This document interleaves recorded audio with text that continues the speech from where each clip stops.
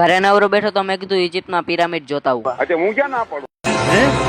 ગાડી લઈને પહોંચી ગયા એરપોર્ટ અને બધા કાગળિયા કમ્પ્લીટ કરાવીને આપણે બેસી ગયા પ્લેનમાં. પિરામિડના દેશમાં પહોંચીને મને કઈક આવું દેખાણું. હું જ રાજા છું અને એથી કોઈને પેટમાં દુખતું હોય તો તમે તમારે વહી આવજો.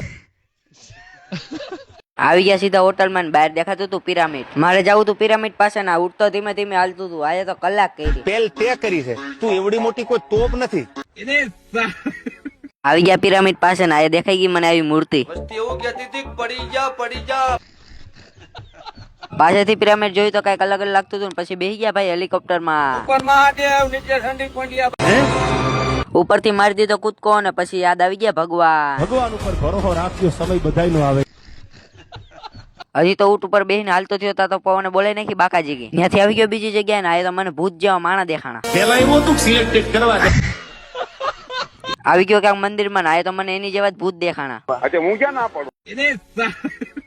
આવી ગયો પાછો હોટલમાં. હવે દત્ત પાર્ટી પેક કરીને હવે જવું છે પાછું ઇન્ડિયા.